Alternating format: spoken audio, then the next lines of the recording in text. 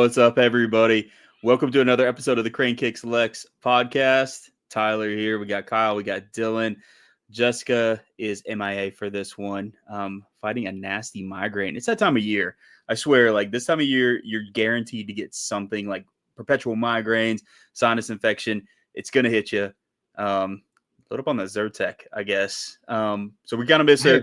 I have allergies now at my old age. I went like Yeah. 34, 35 years with no allergies, and I kept getting this like stuff this year. And yeah, someone's like, yeah, you just got the allergies now. So it's cool. Like you just, wake up one day and now I used to be the one that's like, oh, I'm from Kentucky, but I don't get allergies. And now I'm like, I'm just one of the people now. So yeah, I just feeling for Jessica. really Those migraines are no joke.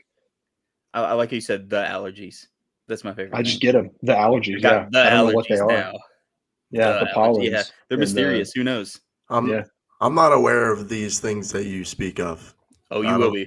I don't deal with that. You're here long enough. I didn't. Yeah. Mm-hmm. That was like me. I was good for the first few years living here, and then all of a sudden, it just started hitting me every year like clockwork. I've been here for like over a decade now, so I don't know. No, I'm from here, and I've never had that issue, and now I think now that's what it is. So, clock this episode. Dillon in a week will report back to us with a sinus infection. We'll see. Yeah, I am moving, and there is like a tree right in. Like I don't have a backyard, but there's a tree right outside my door, and who knows? Maybe I'll develop it then. Or maybe I'll get bit by a radioactive spider. When do you all move? When are you guys actually moving? Sometime next week. Oh man, I'm busy. Gosh. Otherwise, I already hired movers. So. Oh yeah. Oh no, that's that's a true friend right there. Hiring movers. Like none of this pizza and beer stuff. You tell your friends, hey, I'm moving, guys, and I got a moving company. That's whenever I'm like, you know what? Best bros for life. No, movers, that's the way to go. Like as soon as you do that one time, it's like that's just you'll never move out yourself again if you unfortunately have to move, which moving obviously is the worst. But getting a company is the way to go. For sure. Yeah, I got too many 30s. I get too many heavy things now. You know what I mean? You start adding stuff. Yeah, as you get older, you get too many heavy things, Yes. Too many dressers and drawers and such and things to put TVs on. And they're heavy, so. Especially like living in an apartment, like what you're moving from, and there's all those stairs. That's the worst. Like I finally just got to the point where whenever my buddies are like, hey, I'm moving, and I'm like, great, man, I'll go ahead and chip in a few dollars for you to get that moving company in there. We're good. Yeah. I'm donating to the cause right now to save myself ache and pain for however long that would set in. So I don't blame you.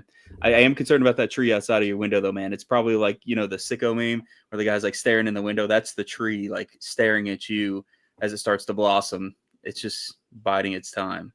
So we'll, I don't know. We got the remedies. Us allergy sufferers will give you all of the remedies that we have in our pockets. We'll talk to like the ancient elders of the village and I don't know, give you some weird tea that was brewed in the sock of the eldest member of a family from the mountains. I don't know. Whatever. My wife's a pharmacist. All you gotta do is just local honey, right? Yeah. Local honey. That's all you need. You don't need your fancy medicines, Dillon. No. Yeah. You actually probably do. That's a lie. Take medicine. You'll regret it. The best. Yeah, for real. Best modern invention. All right.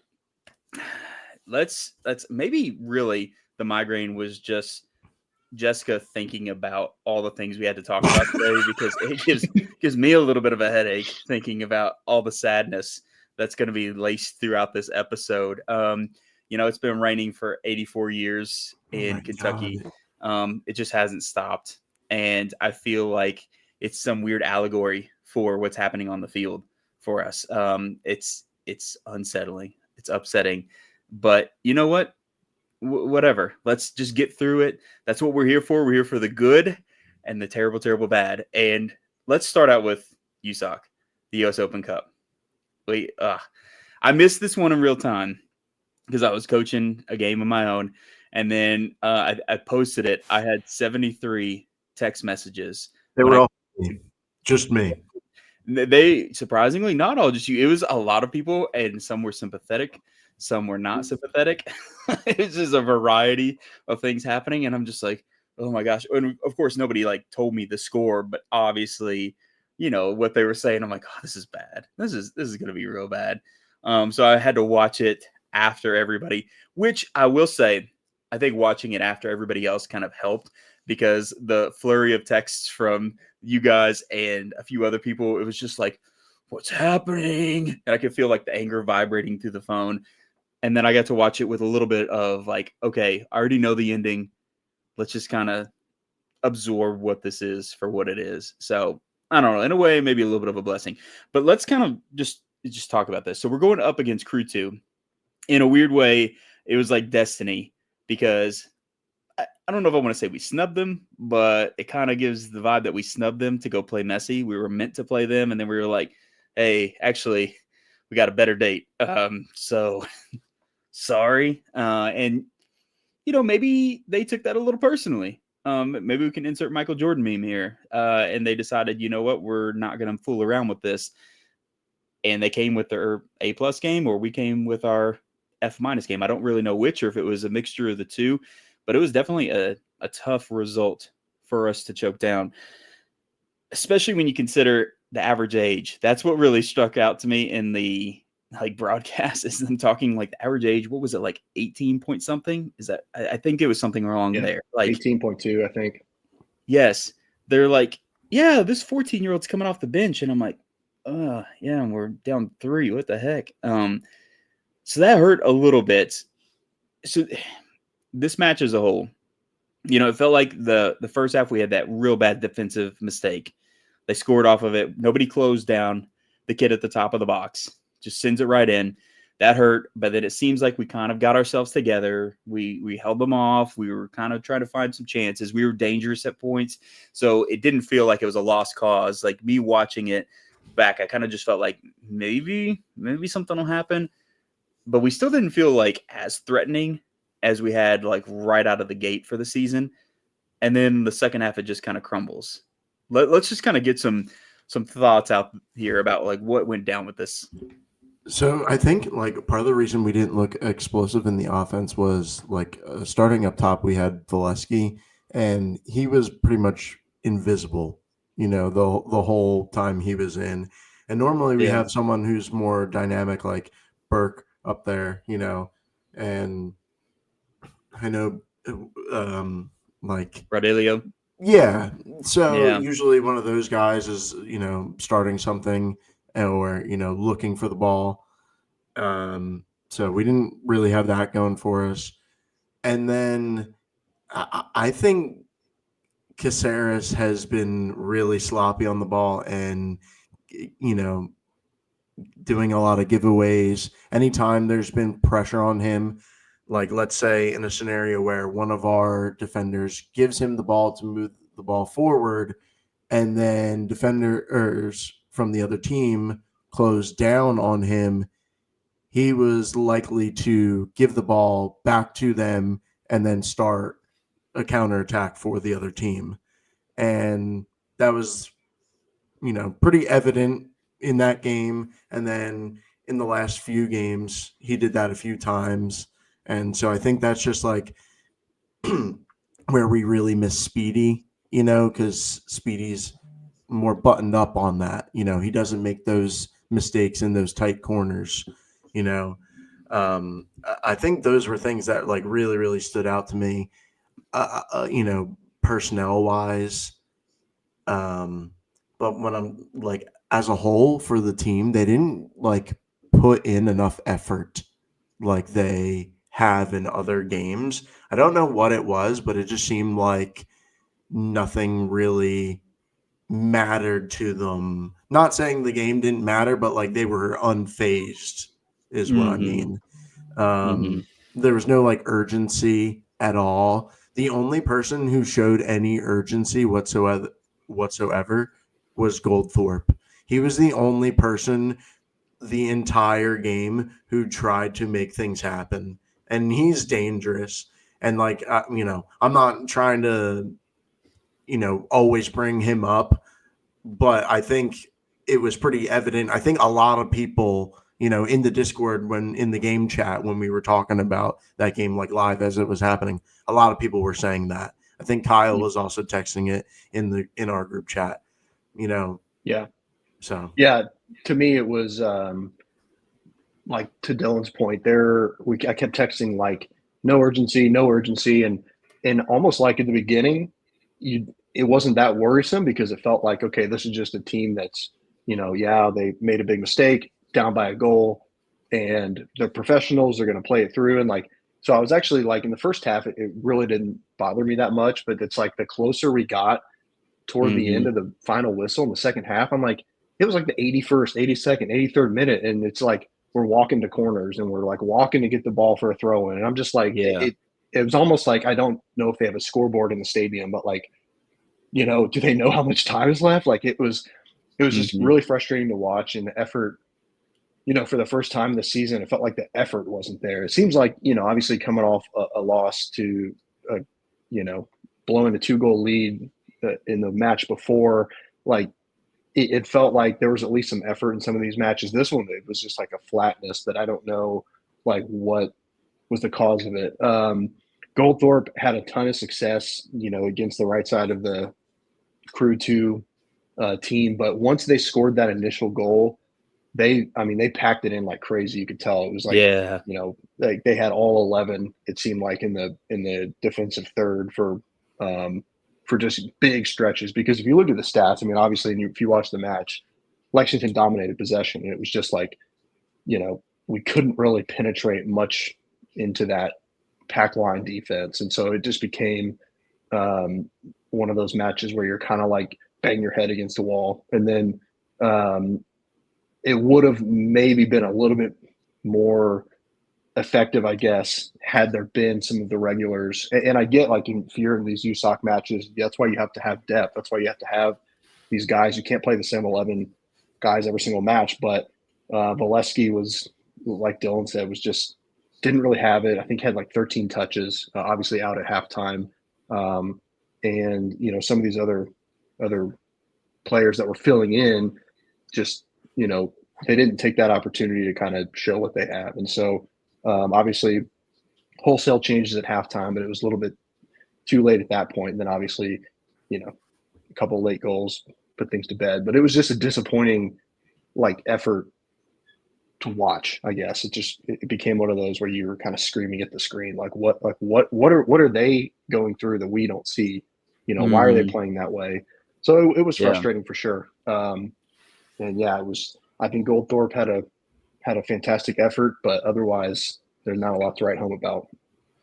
That's something I noticed too, man. And I think that Columbus Crew 2 sensed blood in the water. They realized that we didn't have that urgency that you guys are talking about, because later in the second half, they started opening up a little bit more with their counterattacking, and they were getting kind of feisty with it, especially after that second goal. They were like, you know what, let's just go for it. Let's just keep the hammer down. And they were doing so good about pulling back, making a really, really compact defensive third, and then managing to get the ball from us and just springing an attack. And we were just struggling with how slow we were moving. And I don't know what it is. I don't know why we were so slow on everything, like slow and getting in front of people that were, in our defensive third, and trying to just get in front of the ball, make sure that they didn't have a clear shot. We were slow on all the other things that you mentioned, Kyle. It just kind of was a bummer to see, because, I think that there were a lot of players out there that were legitimately trying. I don't think it's fair to say that none of them were trying and they were all just like, man. I do think they were underestimating this group of kids, because I think that's what was in their mind. It's a group of kids, and they're like, whatever, we're just going to get these goals back. Who cares? We got this. And I think there's a fine line between like being calm and confident in your game plan and not getting frazzled, and being too casual. And I think that we moved from being like, it's okay, nobody get freaked out, we got a game plan, we know what we can do, stay calm, to all of a sudden being like, it's fine, we'll get it back, it's okay. It definitely went a little bit too far that way, and we had to pay for it, right? It's not great. And part of it, there's this piece of my brain and this might be unfair, I don't know. There's this piece of my brain too that's like, none of these people were here for the past 2 years. So I don't know that they know how much winning this means to Lexington fans. I don't know that they understand the heartbreak from the past 2 USOC years and what that's done to us and why we need this win. Year one is pretty good showing. Losing 1-0 to Lou City, our very first year ever, that's not really that bad. Last year was a catastrophe. It was horrible. Like, we were all over the headlines because it was to the darlings of USL2. And so everybody and their brother was tweeting it out, putting us on a poster. And then this year, to lose to a group of kids, it didn't do much better for us. And, I had a lot of ambitions for us to make it further in this competition. It's okay. We don't win it, whatever. But making it a few rounds deep would have been really, really good for just our morale as fans. And to know, like, okay, this year really is different. So I guess my question is, making it one round further, and I feel like I already know the answer, making it one round further, does that really count for much? That is a good question. I mean, Dillon, what do you think? I'm gonna let you answer first because I feel like I have an idea of what your answer is going to be, and I'm just curious. I think so. Yeah, I think every round matters.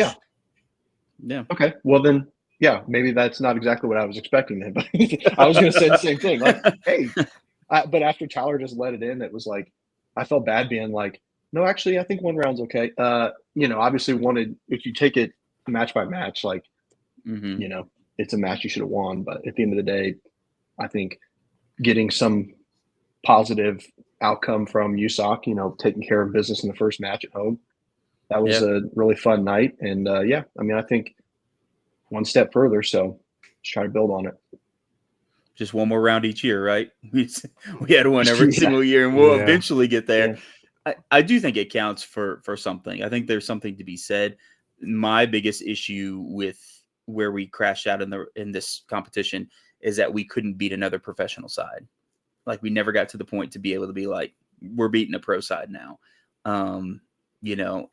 That was the tough thing for me, but I do appreciate that we managed to at least put on a showing for our first match, make it to the second round, and it is what it is at that point.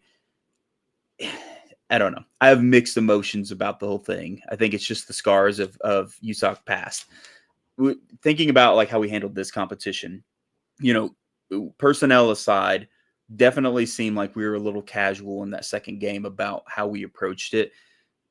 How are we feeling about Jaeger Cup? Because that's our other side competition that we have going on this year that we're going to be embarking on here pretty quickly. Are we feeling like this needs to be like, take this even more seriously, and try and see if we can actually, get some more of our starters out there to kind of fill out our squad, and then you just pepper in a few people that need a chance? Or do we still want to see this whole format of, well, let's get a lot of the guys who don't normally starts for this competition as well? I'm all for keeping this one much like the team approached it last year, where it's you're really not going to change too much because, again, it doesn't really have a lot of the midweek feel to it like a lot of cups do. So it might be kind of a scheduling thing for me. I guess, in my opinion, you would treat this as just any other Saturday match, and partially has to do though with, I think, how the team is performing in championship. So like, if they're able to get some results, I think last year, one of the reasons why the Jaeger Cup lineup and player usage didn't change much from the regular season was because we weren't really winning a lot of regular season matches. And so it's trying to find some of your footing and some of your momentum. And, but I think if this team is able to, if they had won, if they go into the first Jaeger Cup match with a couple wins, I think there's, still 2 matches before then. And they feel like they're in a place on the table where they can, maybe take a step back with some of those starters and play some other guys. That's fine. But to me, I think I'd like to just see our team playing their best football, like with the best lineup, no matter the competition. Yeah, I mean, I'm kind of like in the same boat as Kyle. I'm kind of like up in the air about it. I was kind of the mindset where I liked in the first USOC game, I liked that lineup, and I would have liked to have continued to see them in like cup scenarios, but obviously that was like when we got Burke's first debut, and I know that he's probably a starter. So, probably switch him out and have Bradilio, take his place as a starter for the USOC games. I would have liked to see something like that and see a consistent like cup team if, that was of the mindset of winning in USOC and playing both Jaeger and USOC, at the same time, now that has changed and there's a little more flexibility, I guess I'm more open to, a flexible lineup for the Jaeger Cup. And I'm more so, I just would like to nail down definitive lineups and have like, a good starting core at least, to definitely like, have some decent chemistry in, because I feel like that's been a problem lately is we're adding guys, we're signing new guys, and we're trying to get them playing time, and we want to make it perfect right away, and we want to usher them in right away. So you get playing time, but they're so new with the team, so it doesn't work out that way. Rome wasn't built in a day, so I guess it's going to take time, but right now it feels more urgent than that.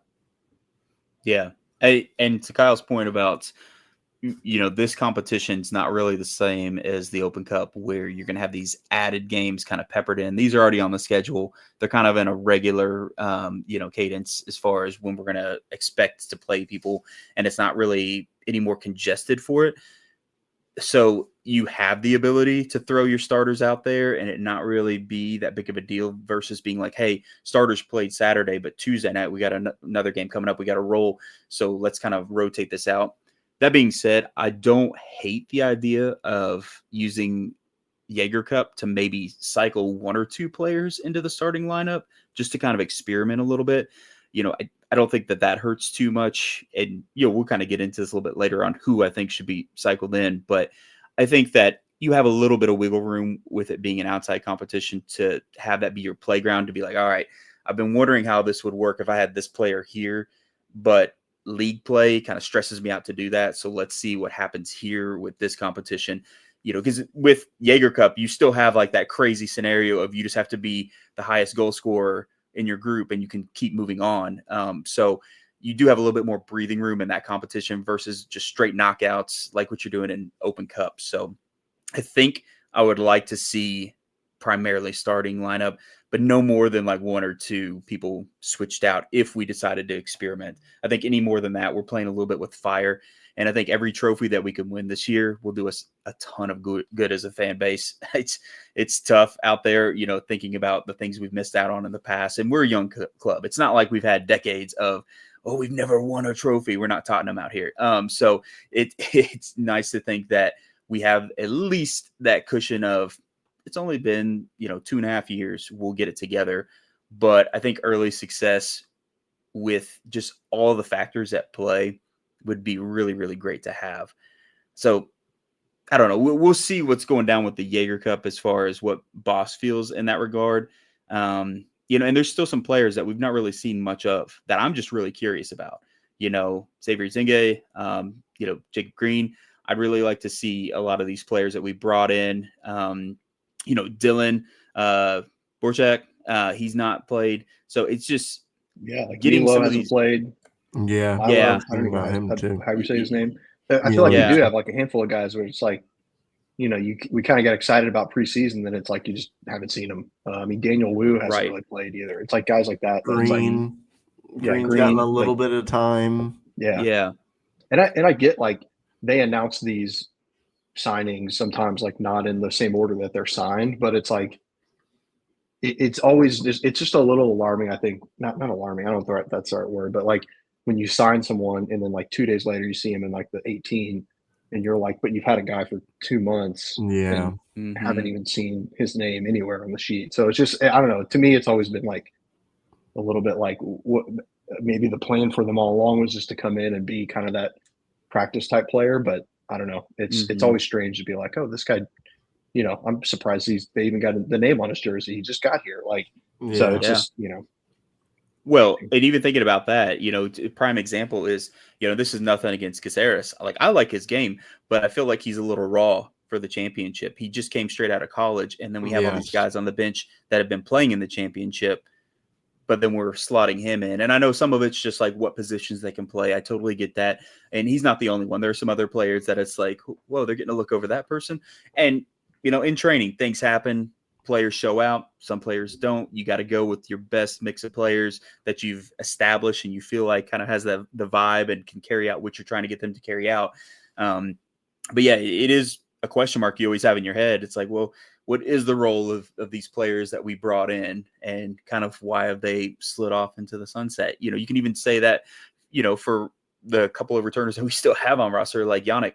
Yannick is completely MIA, and we know he can ball. Like, he is a very skilled player, and he's not being implemented in any way. And he could fill that role. He's a little bit more attacking minded than Caceres maybe, but nothing, right? So you just have to, I guess, trust the process a little bit. And it's early in the season. It's not like we're, 3/4 of the way through and this stuff is happening week after week after week. I think it's just a little bit of that, you have that syndrome where you're thinking to years past and you're like, oh, if we don't get a good start, will we ever? Because sometimes it never really picked up that much.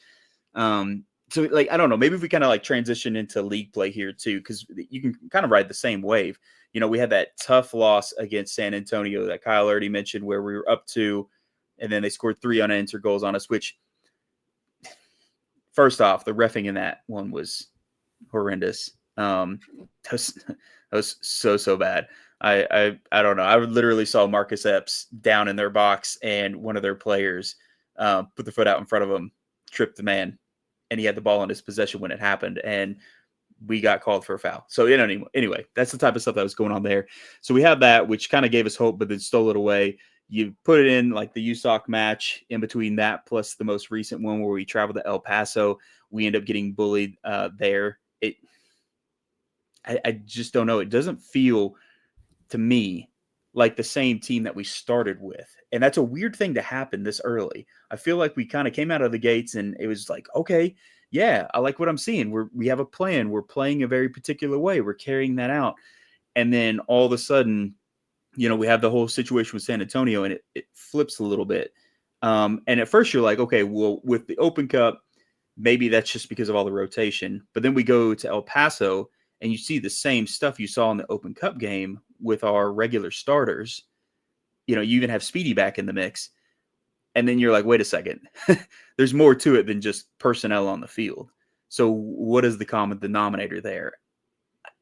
It was kind of, for me especially, all the defensive errors that we saw, that really was a bummer, because defensively we've struggled. We've struggled to keep goals out of our net in the history of our club so far. It's not always been like the first thing you think of when you think of Lexington Sporting Club. You don't think of a defensive powerhouse. And I thought this year, okay, maybe we got it together defensively. We're doing pretty good. And I don't know. It's just not been it the past couple games. So let's kind of start with a question we had. So Eric, who's always listening, he's active in the Discord. He asked us about our panic button, where it's at. We can bring that back from last year. I'll go ahead and say mine. My panic button is completely put away. I'm not freaking out. I think it's too early in my brain to start being like, oh my gosh, we're losing everything. It's over for us. I mean, I have concerns, and I think that those need to be addressed. And I think those concerns aren't like secretive to anybody who watches soccer in any capacity. I think even a casual watcher of the sport can see what was going on with us and what was wrong. But I don't have my panic button anywhere. It's packed away. It's somewhere else.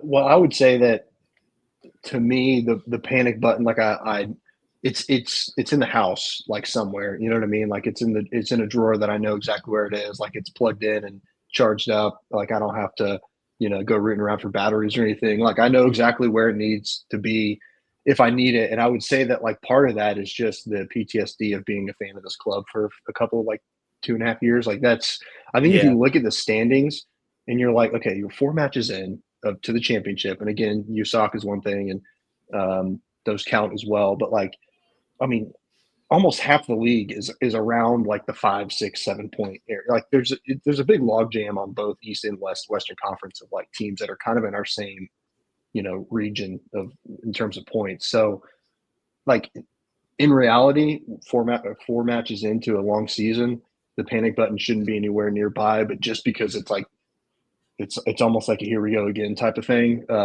It is Yeah. closer this year. Last year I started with it like in the attic, and this year I don't think it ever even made it that far away. Like I've always kept it kind of close, and so I don't want to pull the trigger yet. I don't want to press that button, but it is one of those where it's like it's not the player's fault and the coach's fault because most of these guys weren't part of the program the last few years, but Yeah.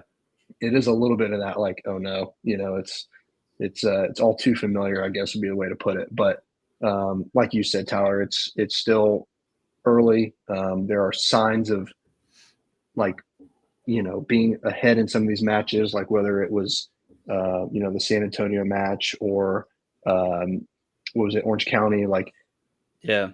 the players, like the team can get these outcomes and these results. It's just putting together a full 90 minutes seems to be the issue. Yeah. Yeah, I would say now that I'm in the process of moving, I made sure with my wife that we have the panic button ready in a box to go, and it's going to be in the living room just in case well, it's marked for the movers, so the movers know to put it in the living room. It's fragile. Yeah, it is fragile. It's with the plates. I don't Yeah. know why the plates are going in the living room, but just for this, Yeah. bit I created, it is. But no, I like once bitten, twice shy, right? Like so, I'm pretty nervous about this where we are right now. It doesn't feel really great, especially because the beginning of the season was such a really good high, and it felt like we were setting ourselves up for a really, really successful season. And now this dip kind of feels like, oh, we've been here before, the same old song and dance. So I'm pretty worried, but I think this is the point in the season where our trajectory is set, right? We're going to have to win the next few games to set us up on, a successful season. If we lose the next few, then it's going to start to really, really, really sour, the outlook for the season, So Yeah. I think we have to turn it around like immediately. Mm-hmm. And I guess maybe to kind of add some perspective too. So like it really would matter if we were in East or West at this point, because where we are would pretty much put us pretty firmly in the middle of the conference standings either way, which one we're in. But just to kind of give you a little bit more perspective as well. So like Lou City, they're second in the East right now.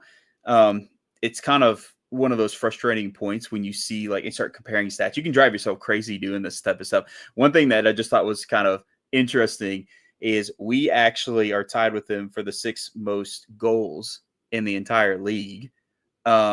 Yet they actually have 61 shots. We have 60. So we've done it in one fewer shots. But then when you look at the conference standings, they're so much higher in the East than we are in the West. And like I said, even if we transferred over to the East, it would still be the same. So it points to this question of what are we doing defensively as far as making sure things are sound and we're closing out games. And, Ketterer's done really good. If you look at standings for him, dude is like 3rd in the league for saves. We've gotten a clean sheet, but we have issues. I think part of and to Dylan's point too, with it just being like this kind of fork in the road moment, like the schedule is not easy the next few matches. Like, No, it gets hard. I mean, it gets very, very hard. I mean, the Las Vegas team currently would be like a playoff team in the West, but like Monterey, second in the West, Lou City, second in the East, and then 2 against Loudoun, including the Jägermeister. They lead it. Yeah, in the East right now. I mean, obviously they've played 5 matches, but that's a team that maybe has surprised some people early on, and so you got 2 matches against them, and so it's just like there aren't really any cupcakes on the schedule. I hate to say, like, obviously it was fantastic winning that first match, but like Hartford hasn't necessarily done much. Yeah. 4 matches, 4 losses. So you're starting to look at the schedule and being like, okay, maybe there was a little bit more there than just us playing well. But yeah, I think it's a critical moment, but it's definitely a very difficult stretch of the season as well.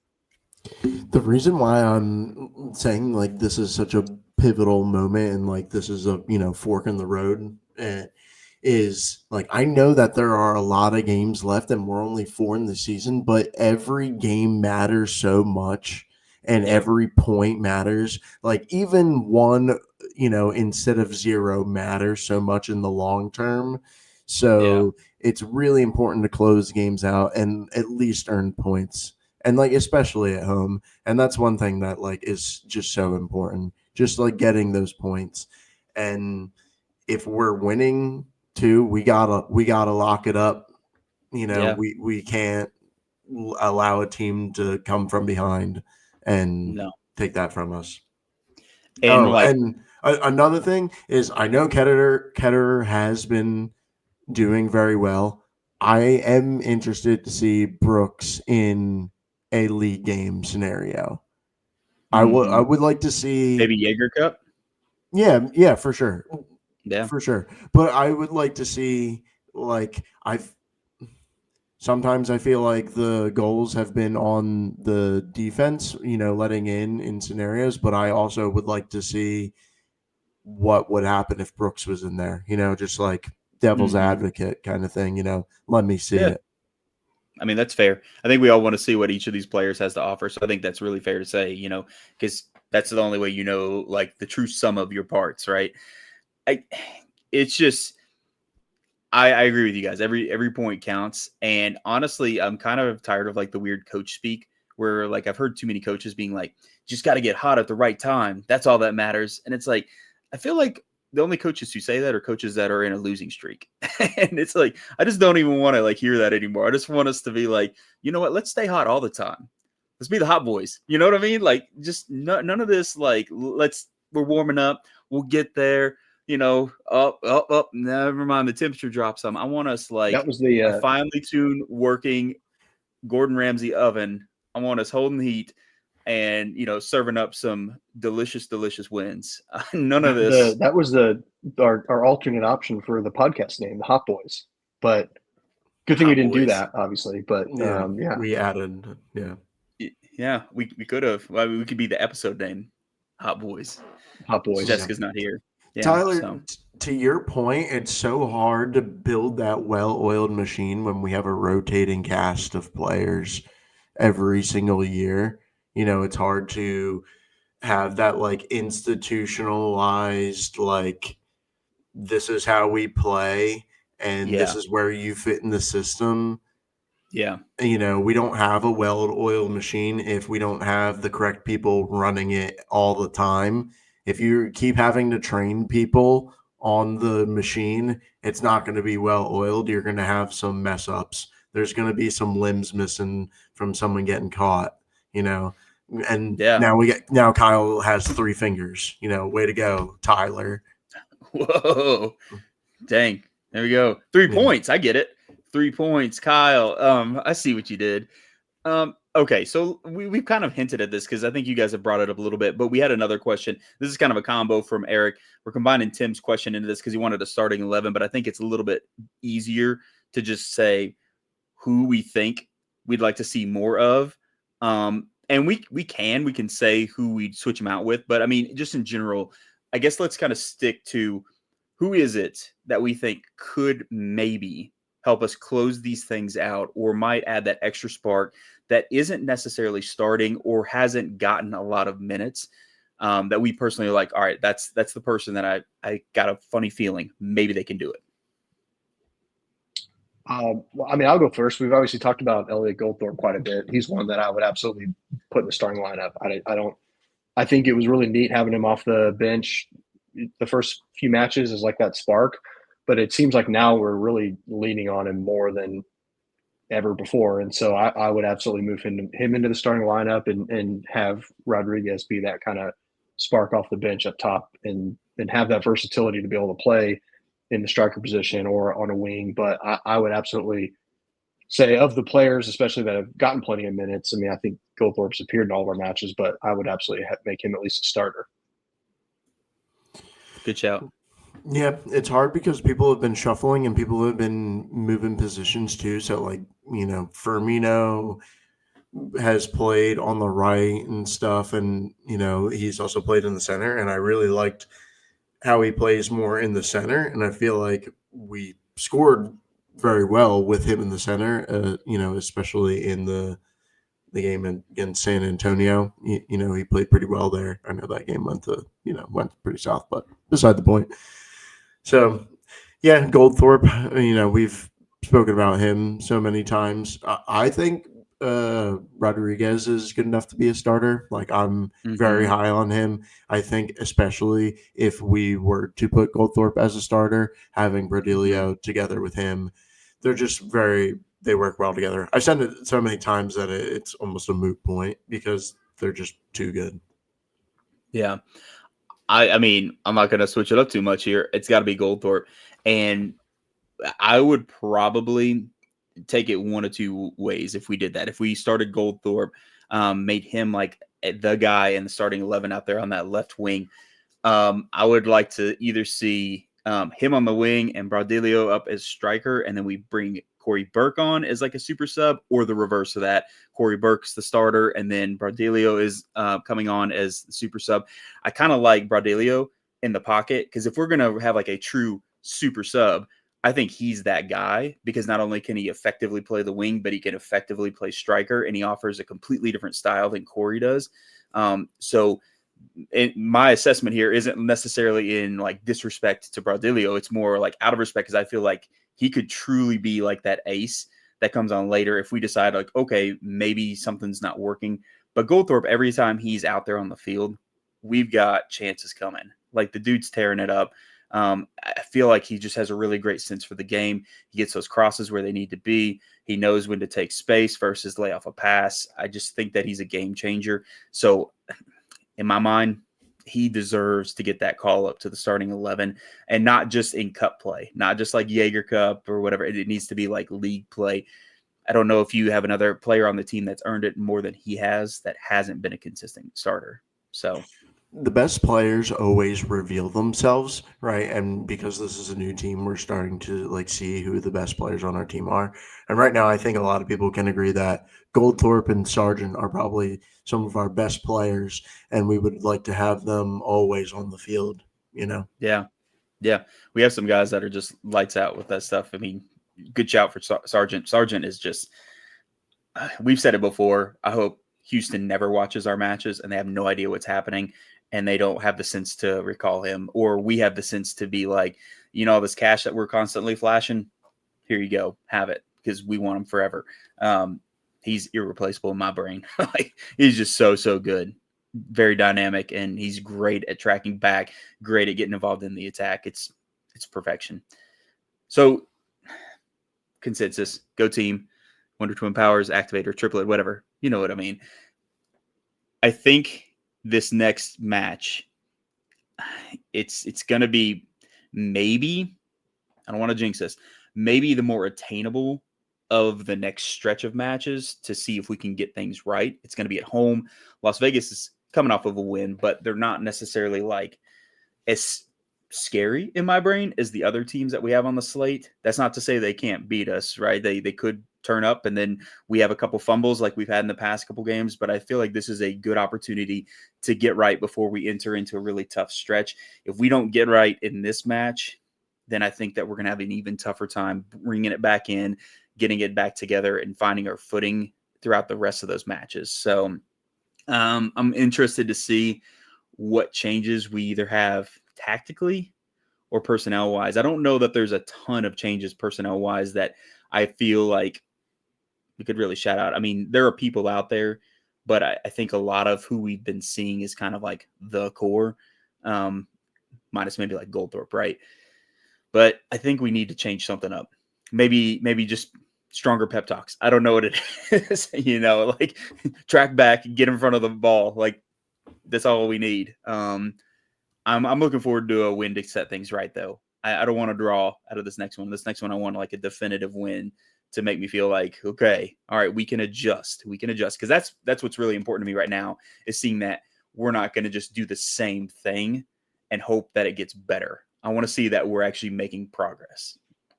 I do feel like I know we're back to mentioning names, but I would like to see more of the Michael Adedekin and his. I think he could be like a really nice piece eventually. I think he's had a little bit of a tough go of it, just right, being kind of thrown right into it, and then obviously a couple appearances off the bench where you don't really see a lot, but he is one of the newer signings that I'm excited about seeing more from. It's just going to take some time, I think.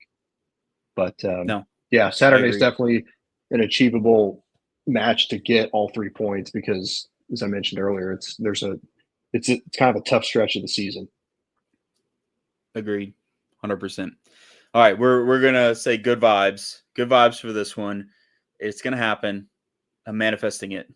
Just manifesting it. I don't know. Is that manifesting? There we go. Spirit fingers. Kyle says we have to do spirit fingers, and then that is the manifestation. It's perfect. If you're watching this, you have to do spirit fingers with us right now. Otherwise, you're the reason that we lose if it happens. Just so you know. All right, let's move on from one group of frustrating losses to a singular frustrating loss in a string of frustration. And let's move over to Super League. How's that sound? Unless you have final thoughts? No? Okay. Super League transition. No. Oh. This is where I depart.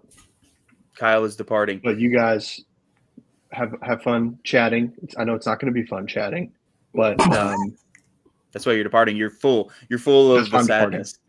I wish we had like a cool exit for you where like shimmer happens and you just kind of like disappear. And what if I just like abruptly left the studio? Just run really quick. There you go. That was perfect. That was perfect. That was good. I was going to say we need like a wrestling intro, but like an outro. We need an outro for Kyle. You know. Yeah. By God, that's Kyle's exit music. You can't see him. Yeah, that would be great. Okay, Dillon. We're running this just as a pair here, man. But I know we've got plenty. This is a throwback, you know. Yeah, it is. It's way, way back, man. This, it sucks, dude. It just it. I think for me, the way we came out of the break for our Super League squad, where it kind of felt like, okay, we drew Brooklyn. Like Brooklyn, they're nothing. You know, we're doing our thing. And then we beat DC and we're like, look at us. We're out here. We're getting points. It's going to continue. And it just didn't. And, well, just go ahead. Finish your thought. No, finish your thought. Oh yeah, you're good. I just, before we start into like the questions people had about Super League and this match and all of that, I just kind of looked back and I noticed a couple things that were a little like, oh man, no wonder. So thing number one I noticed, okay, Brooklyn, who used to be a juggernaut in the first half of the season before the break, has all of a sudden just decided to just not know how to play soccer. And they're just losing or drawing every single game. So they aren't what they once were. So them drawing with Tampa Bay right before they came to us, we were like, yeah, we broke Brooklyn. We did not break them. They were already broken. They were shipped to us, missing pieces. So can't really claim that now. And they've continued to not do well. So now that feels more like, oh man, we just drew Brooklyn, whatever. DC Power is the only team that is currently worse than us in the league, points wise. So that win, it was a dicey win anyway. Now you're like, that takes a little bit of wind out of my sails. Then I'm going to stack this on us. Okay. Before the break, we were only shut out one time, and that was against Brooklyn when they were hot and they were just wiping the floor with teams. Since we've come back from the break, in just our few games that we've had, we've been shut out. What do I got? 4 times? 4 times since we've come back in mid-February. It is just now April. So, yeah, fun facts. Are those fun? I don't think those are fun. That's a bad term for it. We need something that's the opposite of fun facts. And I'm glad you were sad talking stats. About there we go. Sad stats. Yeah, that's really good. I'm glad you brought up all that too, like that, like timeline, because what I was trying to interject with was I remember on the episode we recorded after the DC Power win, right? I remember saying that, like, even though we won, there was a lot to fix. And I remember Yeah. saying that we played better against Brooklyn and ended up in a draw than even when we won against DC Mhm. Power. I knew it then. And it's Yeah. been evident ever since. We just don't have, like, the only reason we won that game really against DC Power was because Julie's electric goal, the greatest goal of all time, Yeah, right? that one goal of the month. Congrats, Yeah. Julie. There's our positive for this episode. Yes. She won goal of the month for that banger. It was cool. Yes. So, I mean, yeah, I mean, it's been not great vibes, not great vibes at all. Let's get So into let's hit those you with some. questions. Let me hit you with some more sad stats. Oh, okay. We can only get a max of 40 points, and that's if we win every single one of our last few games. We can only make it to 40, unless I did my math wrong. It's just a humble librarian who doesn't know how to work a calculator. But I'm pretty sure 40 is our max. We have the top 5 teams. They're already in the 30s, at minimum 30 points or higher, and they've still got all these games. Some They of them still have the more same amount of games as us, or more. essentially. Yes. So pretty much they just got to win like 2 to 3 games or just draw a bunch of games And and they're they're set. in it. And it doesn't even matter if we win every single game from this point on, which is a bummer. That hit me hard. I was looking at it and I was like, oh my gosh, that's a rough one. Which no matter what, I'm all in for cheering for the ladies. I'm not going to stop just because Yeah. it says that we can't get to the playoffs. And I think, you're the same. And a lot of fans out there, I hope you're the same, that you're not just going to say, whatever, the season's done, I'm not going to cheer for them anymore, because we still want to be there for them. We still want to support them. We want to build something. And the faster we can find our feet, the better next year will hopefully be. And we want to be there for that. You don't want to be one of those fair weather fans that, sitting there going crazy. And then all of a sudden when we win a game, you're like, I was on board with this team the whole time. No, you weren't, Yeah. Timmy. It would be crazy for someone to accuse me of, like, on the podcast, I do, I am pretty negative. I do have a, more sour outlook, and I am more critical in, how I analyze, the teams, Yeah. but when you go to the games, you guys know It's I'm the loudest person there. Like, yeah. And what you're like, saying is real at the end of the day, man. It's just facts. And by the way, whenever I just said that made up name, I said Timmy. I don't mean Tim. I realized that I was like, man, Tim is probably like, what did I do? It was just like a random name that came into my head, and I'm like, oh man, Tim is probably like, dang it, that was not for you, Tim. I was confused. I was like, damn, Tim got We'll it. switch it to Daniel. Yeah, Daniel, you weren't with the team this whole time. We don't have any Daniels, do we? I don't think so. Okay. Daniel Wu on the team. Oh no, now I gotta change it again. Never mind. Yeah, you get it. Sorry, Tim. I did. It was not for you. But I mean, you have to be real with it, and it hurts because this team is so full. We said it a million times, of like such nice players. Like Yeah, I there's know. such humble, cool people, and it sucks to come on this pod after another loss and be like, well, we still are not winning. So I am now sad. And, you just like, it's a tough one. We did have some questions that maybe can kind of fuel us through this. Yeah. So somebody had asked, like, we're kind of in a rough spot. We're not making the playoffs. It's very, very unlikely. We'd have to have epic stumbles from all the other teams ahead of us, which could happen. Never know. Never know. Never say never. But they were asking, like, if we'd like to see more rotation from the squad because of that. Now, I already kind of have some feelings about this. I don't know which way you're going to go, Dillon, but I feel like we're already rotating like crazy, except for like the couple of players that we just decide are going to be ghost players, and then we ship them off to another team randomly without really utilizing them. That's a strange thing for me. My biggest problem with our rotation is, and this kind of goes in with what we did in the offseason, our offseason moves. We brought in some really talented players. We did, but it hasn't changed anything. So I guess if I'm thinking rotation wise, I would like to see us rotate to some of the more like, I don't know, the players that we can rely on. So like Maddie Parsons, which I know like some of our players have been hurt too. That's the other tough thing about it. We saw Corey on crutches at the end of the game the other day after she had like a really cool showing the last home game, and we were like, oh man, that was really good. Like she was playing so hard, and you just have a bunch of those things happening to this team. I really don't know how you get around that, but I don't know. I guess in my brain too, though. I guess whatever. Why not rotate? I guess in the current situation we're in, you can try just about anything, and then once you find something that works, then I guess you hang on to that and go with it, because we really don't have much to lose in the current state that we're in. What do you think, Dillon? Yeah, I thought that in the game this weekend that the people on our team who looked the best and played the best were the people who have been with the team like the longest. Like I thought Courtney put in like a really smashing effort. And I thought Julie really played her ass off too. And like I thought Trinity played well too. I think the like penalty was just a happenstance of the weather and the ref and everything. Like, so I don't know. Like, I would like to see a consistent lineup. The rotation from the people that we brought in over the break, and then we kind of have like just thrown them in all of a sudden.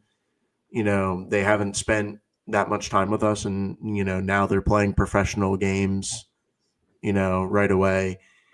So I would like to go back to a more consistent roster with people who have more professional experience.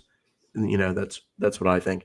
And it's crazy because when we make those subs, like at halftime, like I know we let in more points in the second half, but we were also more dangerous after the substitutions in it. And we did open up the game a lot more. You're right, man. It's just, and I know it's tough because, like I said, we already talked about the injuries. We also have a bunch of people getting call-ups too. So a lot of people missing for call-ups, which both of those things combined, one bad, one great, both hurt the team at the end of the day, and which theoretically they shouldn't. Theoretically, we should have personnel here that you can slot in, and it's not like, oh man, we're like missing blah, blah, blah. Like, what are we going to do? But I feel like that's just kind of, I don't know, maybe even a moot point, because we've tried so many different things and it just seems like our formula is just not there. And I think one of our biggest struggles was just the idea that we were going to offload a bunch of players in the break and then bring in a bunch of players and say, okay, well, we got essentially a brand new team and it'll be fine. And most teams didn't do that. There were teams that offloaded players and brought people in, but I don't think it was in the bunches like what we did. And you just weren't going to be able to gain footing on teams that had had a whole half of a season to find their footing. And then you just plug in one or two players at that point and say, okay, get used to the system. Here's how we play. Here's what we're going to do. For instance, Dallas is one of those teams. They brought in fresh blood, but they didn't just say, let's completely swap our whole squad. They brought in fresh blood. They decided to kind of insert them into the team in a smart way. And they're still crushing teams right and left. They're walking around dropping 6 goals every other week on a team. And it felt a lot like, Band-Aid approach in some ways. I don't know. It honestly hurts my heart what we're doing to the players too. Like we're kind of ghosting them out of the roster in a way.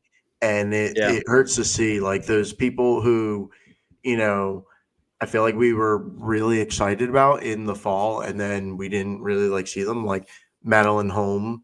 I was pretty excited about having her and, she's super talented and like never got any time in really. And then all of a sudden she's gone and now she's playing for Napoli, like a huge club, like a huge club, so I just don't understand. I don't understand it. And like, it happens on the men's side too. We're kind of like phasing Yannick and Cameron Lancaster out without even like mentioning or showing them in pictures and stuff. And like we're seeing less and less of certain women's players in pictures. And like maybe I'm tinfoil hatting it like crazy, but like What's I under don't that know. cap, It's Dillon? like yeah, I don't. But like I don't know. It just feels really weird. And then like it's actually affecting the play on the field too. Like not only is it hurting like my heart and like it's hurting players and their careers potentially, but it's also affecting our like product on the field, right? Like it's not working. It's not a consistent chemistry building thing. Like we're Mhm. constantly throwing a wrench into the plans. It's just not sustainable at all. And firing Mike Dickey, was it a smart decision? I don't know, but right now it doesn't look like that smart. Like it honestly, like if we just let it ride out, maybe we would have like let him have a chance. I don't know. I really Yeah. don't know. Like it's Yeah. And that's kind of like my feeling. I really like the players we brought in. I really, really do. But it's a little bit of what you're talking about here. I feel like at the point we were at in the season where we were kind of doing some ups and downs, I guess it's a little bit of hindsight, right? The whole hindsight's 2020 situation.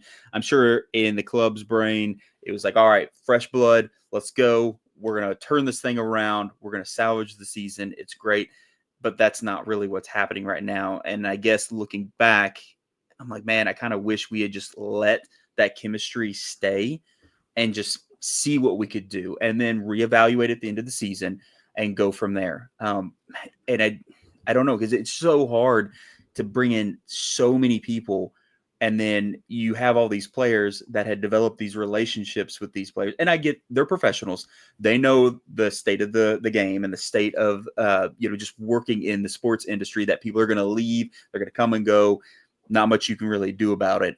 But at the same time, it's tough to get used to a whole brand new crew of people. And I'm sure they like them just fine. I'm sure they get along and they're friends and they have chemistry in that regard. But then just play style, reestablishing that whole setup and being like, okay, now I got to really learn your like quirks and what things you prefer that I do whenever I'm getting the ball to you, or where you're going to be whenever we run this type of play. And it makes it for its own brand of challenge that wouldn't necessarily have been there before.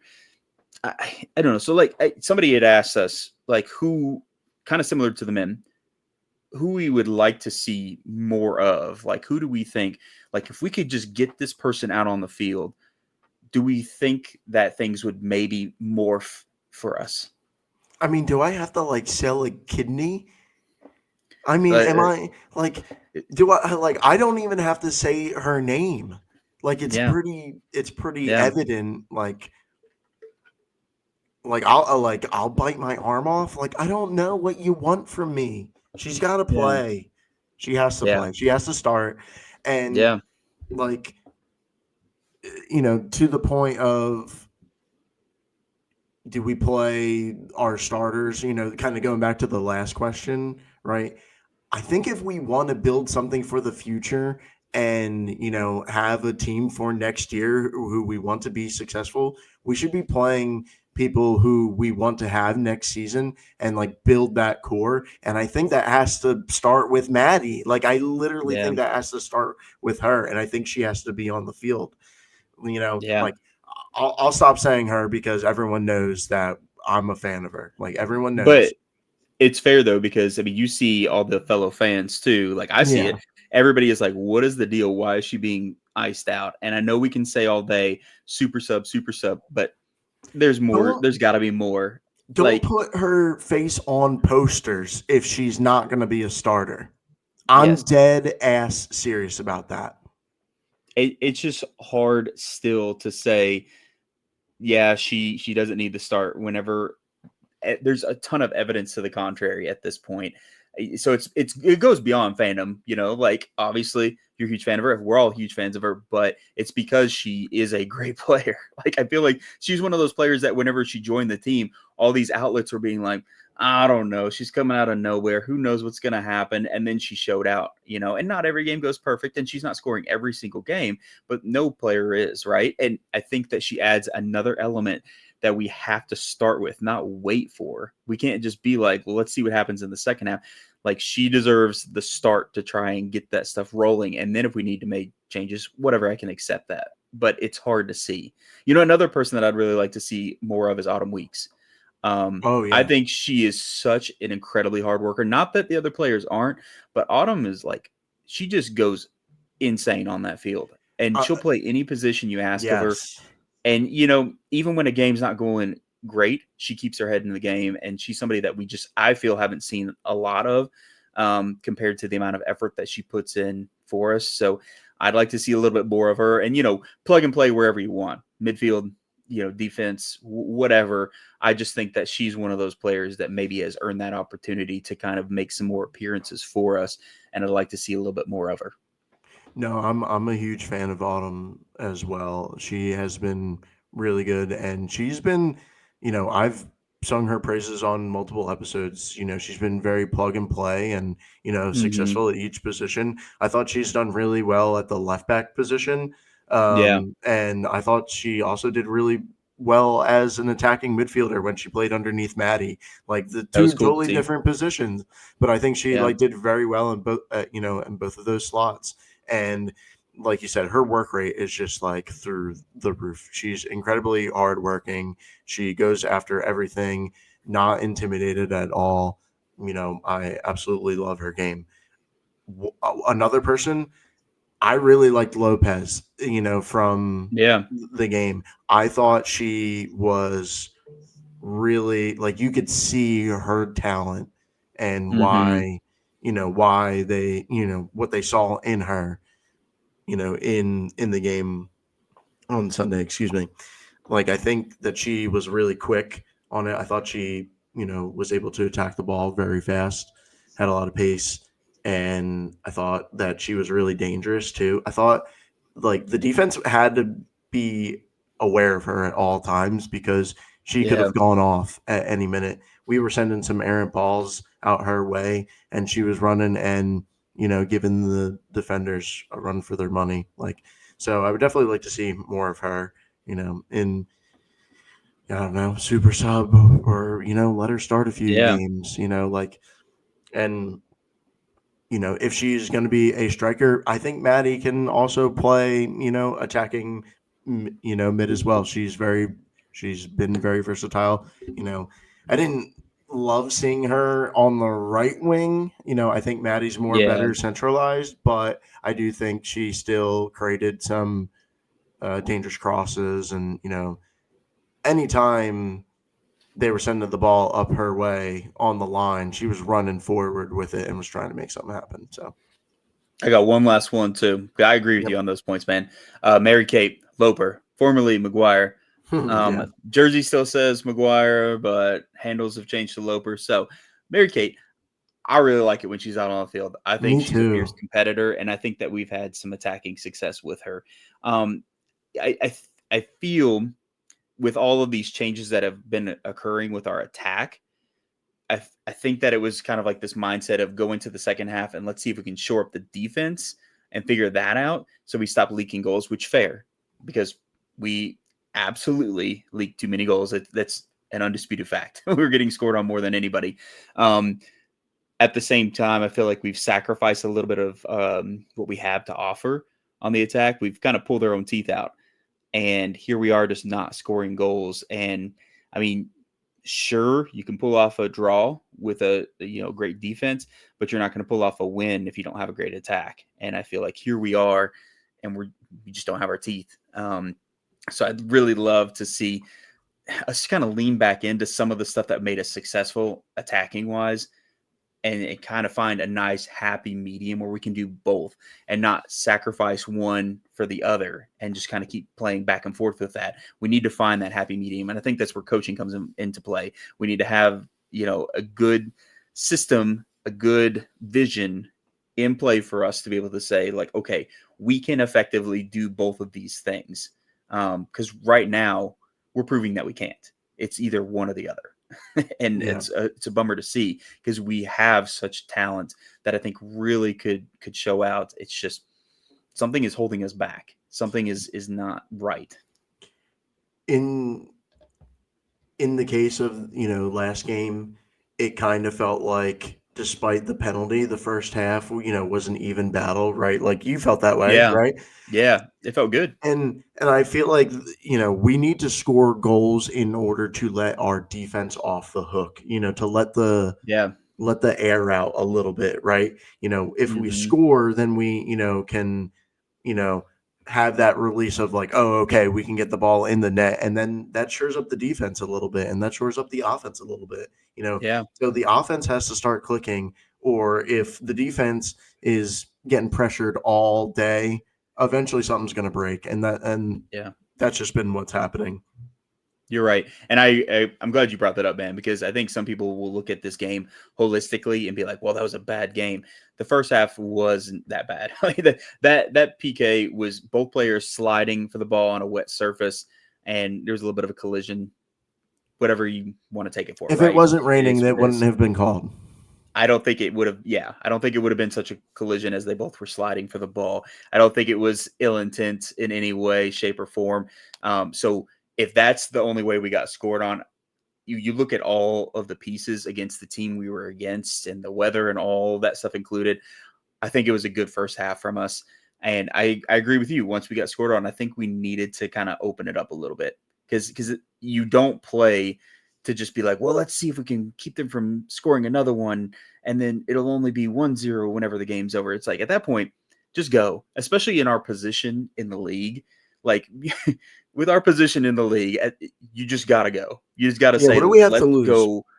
Yes, let's just go for it at this point. They're one up on us. Let's go get two, and if they get another one on us, let's get our third. Like that's the mentality I would really like to see us use with our setup and how we are instructed to play. But neither here nor there. The game is gone. But in the future, I want to see more from us as far as our aggression is concerned because we have zero to lose. Like we have zero to lose. It is what it is, right?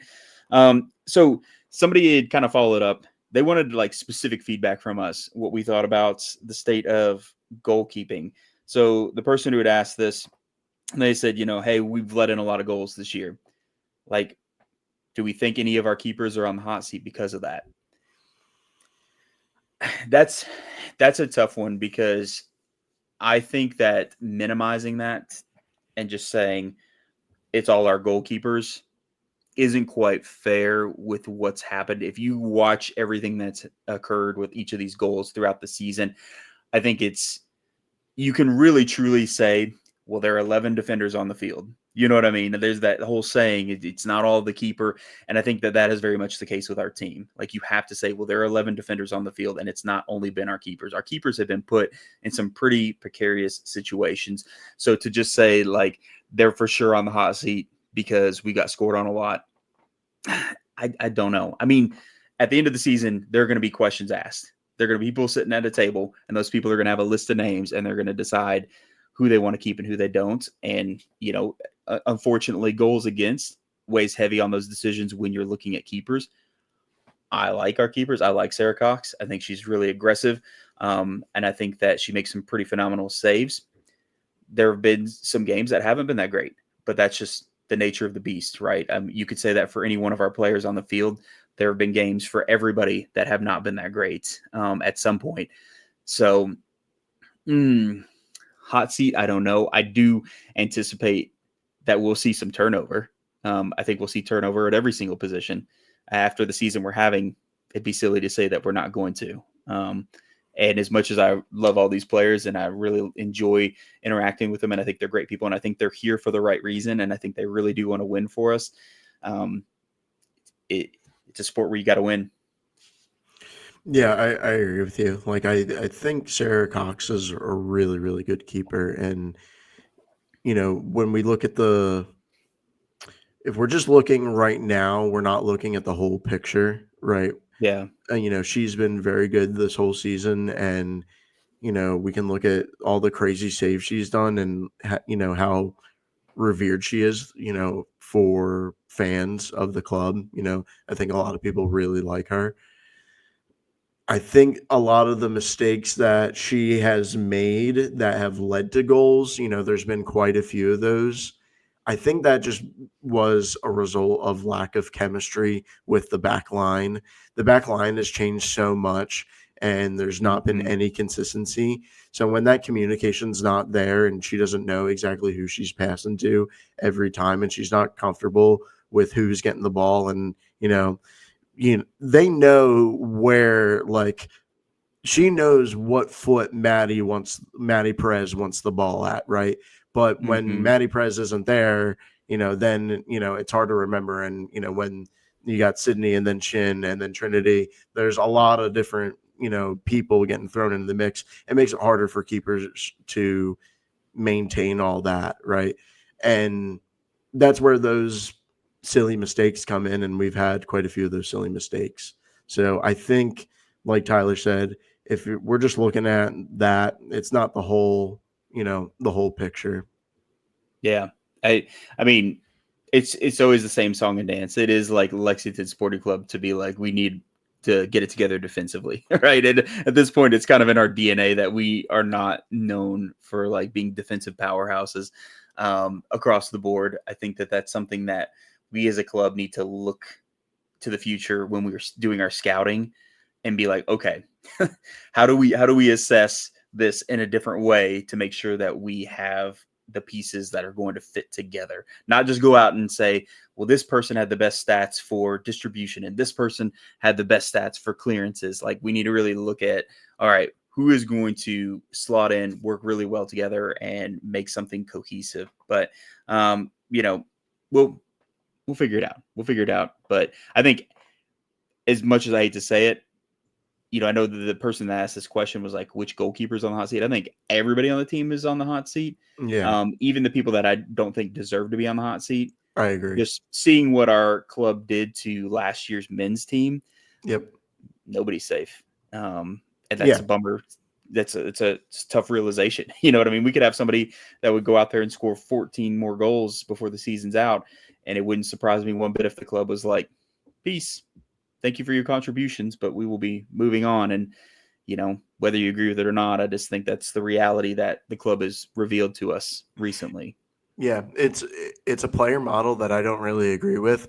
And, Terry Boss said it in an interview. If anyone watched the interview, it was on YouTube with the USL guys. They Mike do the Watts serious show. Yeah. Mm-hmm. They asked him a question and he flat out said, that their player model is, if you're here in 2 years, then we've failed you. And, that's been evident in the history too. Like, if you look in it, Yannick is getting phased out. He's in his second year with us. And then Nico already passed his second year. We've loaned him out. Same with Ottez, Amal, all those guys. Azad, so everybody. Yeah. All those guys. So don't be surprised if you see a whole new roster for any team of ours. Every year, it's a whole new year of rebuilding. Do not be surprised. This goes for men or women. I'm dead serious. They've made it clear, in their history, and they've said it out loud. So, it's hard. It hurts my heart because I genuinely love this team and I love the people. And I want people to be here for being here, for the badge. And to see people who wearing the badge get turned away, really sucks. Especially when they do good on the field too. Yeah, well, the people who that's the tough one. The people who like being here were our best players too. Yeah, it's true because they put it all on the field. So I don't know. That's something that will reveal itself probably pretty soon, right? Because we're getting towards the end. We got 8 more games, right? And that's it for that season. Okay, so kind of going with this, talking about turnover. Stocks is obviously interim. There's no plan for him to continue to be the head coach. I mean, he's the sporting director for the men's side. It was kind of surprising that he was the one that they put into that position anyway, because you start wondering okay, well, might it be an assistant coach? Well, our assistant went and decided to be a coach in Spokane for their Super League team. And then you're like, okay, what about the women's sporting director? Well, that didn't happen. So it's clear that we will move on from him at the end of the season because he's got a sporting director role to uphold. And somebody was asking, like, well, who's he going to be? That Jurgen Klopp. Jurgen Klopp. Yeah, but then I have to be mean to him because of the Liverpool thing. So yeah, I know that's not going to work. I don't know. I just thought someone who doesn't have a job right now.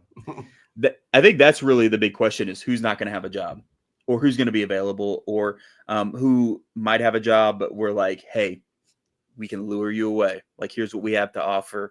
Here's what you get from this situation that we're willing to present to you. I think prognosticating about that is trickier, tougher than what it might seem. You also kind of start thinking like, okay, well, could we do something crazy? Like, we have Paul Dillon, who came from Indy 11's W League team and did really awesome with them, developing them, and then even winning a championship. And then it's like, well, what if we did something crazy and we just promoted him up and then put somebody else in that W League spot? Who knows? I mean, he had success up in Indy. And, maybe this is the natural next step for him, and maybe the cards are falling where they might. And I don't know. That being said, I don't know that it will be him. I think we're going to be looking around and hopefully casting a pretty wide net. I don't want us to just go ahead and make a decision now unless we're very firm and confident in that decision that whoever it is we have in mind is going to be that person. Because we got to make the right choice. We got to get it together. We got to make the right choice for who's going to lead our squad. And we have to do really, really good job with building whatever team it is we're going to build for the next year or years to come. Because, Dillon, you mentioned boss angle. If you're here in 2 years, we're doing something wrong. I think in his mind, it was like, you're going to go on to bigger, better things. And right now, that's not the reason why people aren't here in 2 years. It's because we're struggling. We're struggling every year to really get those wins on the slate and, build something that can have longevity. So we need somebody that can help us build longevity for our Super League team, especially when you consider all the other barriers at play. We play in the worst weather months, so that's a tough one. The stadium is just anemic. It's anemic for the women's game, and it's a shame. And I know they've had terrible weather.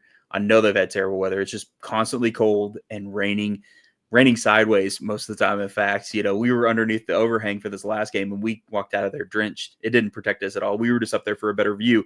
But we were soaked and soggy. So that doesn't necessarily draw fans in, but neither does losing as much as we are. We got to match the intensity that we're trying to project to the community, as far as being a part of the community, being a quality program that's going to get wins. And we got to earn that loyalty somehow. So, yeah, that'll be really, really interesting to see. I'm curious who's going to be available whenever all these, seasons start wrapping up for various leagues. And, somebody starts saying, hey, that might not be such a bad job to have, a place where, they got a little bit of cash. They've got a nice new stadium. They're looking to compete. I think it could be an alluring job. Yeah, I don't really have too much to add because I don't. It's hard to name names. I don't really know that many names that would be in the pool, really. Yeah. Right. Any name I know would probably be way too big, for, yeah. I don't know. The only person that I know that would be in this world is Dan Blank. He wrote a book too. I know you read his book. And he did really, really well in the college women's game at the University of Georgia back in the day. Right. And I don't know what he's up to these days, but I know that he's a very, very smart guy and he's done really well with women's soccer. So he's someone I would just I'm just curious about. Yeah. You never know, man. And it could be some person straight out of left field. Sometimes they hit us with those and we're like, oh, I didn't even have that name on my radar. And there it is. Yeah. At the end of the day, it's important that we do our due diligence and we make the right decision though, because we can't keep doing this mid-season coaching change stuff or just limping to the end.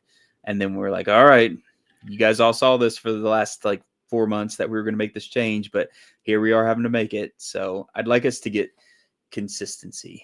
Consistency is my dream. I can even deal with us having a tough season if we just have a firm idea that whoever's at the helm is going to continue to take us higher and higher and higher. I completely agree with you. Yes. I 1,000% agree with that. Yes. Like that, I think that's the key right there, is that we believe and the players believe that this person can make progress. And it's not just going to be like, well, here's our ceiling and we're knocking our head against the ceiling as we speak. It needs to be like, no, our ceiling's way up there and we're climbing the stairs. It might be tough and I might be breathing hard, but we're going to get there eventually. So that's, yeah, I'm hopeful with that, man. We need it. Okay. Shuey. I really hope our next episode is good. We got we got streamers and yes, yes. Little...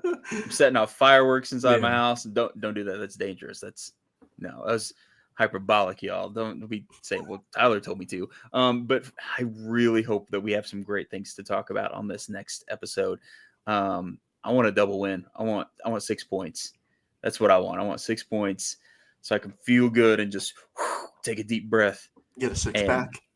Move. Yes, exactly. We really, really need it. Because it's tough getting on here week after week and be like, well, yeah, we lost again. What do we think about losing again? It's not great. It's not great. I would like to drink a 6-pack of wins, Yes. Speaking of that, I guess that is something to shout out, that the club is having more of those like $1.50, $2 beer days, which was like a hit in that last game. Everybody was nice and loud in the stadium. That's for sure. So I know we're psyched that they're offering those deals, because some of these like places around the league, I don't know if many Lexington fans are aware, but there are some other stadiums that are like charging 15 plus for a beer. And we're not talking like your very own craft beer from a local brewery. It's like, you want a Mick Ultra? Here you go, $15, man. And you're like, oh, all right, sweet. So it's cool whenever they do these opportunities for fans to get in there and partake. Of course, be responsible. Got to say that. Be responsible. But at the same time, I hope that everybody feels encouraged to be loud for our team when those do happen. Take that as you will, right? So we got those on the calendar, like 3 more, isn't it? Like April and May. 3 more. Yeah. So we're good. Hopefully good weather for those as well. And no more rain, no more perpetual rain. I think like them adding 3 is like, oh yeah, the first one was really good, so we should probably do this again, I know. It was definitely a sign whenever you would walk by and you'd see them like frantically trying to like open coolers and count money, and there were definitely some long lines. I've never seen lines so long at the concessions. Usually you don't have to wait more than like a minute or something, and they were still moving fast, but it's good. I think those promotions are going to keep things rolling. Okay, feel good. Well, better. Yeah. I mean, I feel good that I said what I said. But yes, that's what I mean. Yeah. It's kind of like, shouting into the void, and, then you're like, okay, nobody heard that, but I feel good about it. Because at least I yelled it. I yelled at something. All right, everybody. I have one more. I have one last thought. I miss Shin. We need Shin back.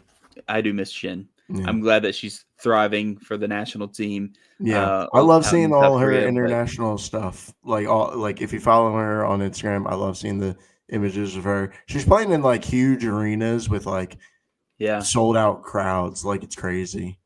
She has a YouTube channel too that she uploads. Does she really? I didn't know that. Yeah. I stumbled upon it. I don't remember how, and it's cool seeing all the content that she does. So it's it's neat. I'm ready for her to be back, though. She is a very exciting player to watch, and I think she's very important for us. So, Shin, come back. Yes. Come back, Shin. With souvenirs, cool things.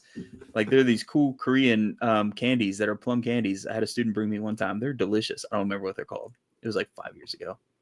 Shin, if you're listening, if you find these delicious plum candies that I have no idea what the name are, just Throw me one in the crowd next match. I'll catch Oh it. my god, that would be so hilarious if she did that. I think I'd I, try. I would feel like the kids in the old like 90s commercials where like, it's for cereal Yeah. and the player just randomly turns around and it's like, hey kid, time to eat your Cheerios for heart health. And the kid's like, whoa, thanks a lot, Michael Jordan, and tosses him a box.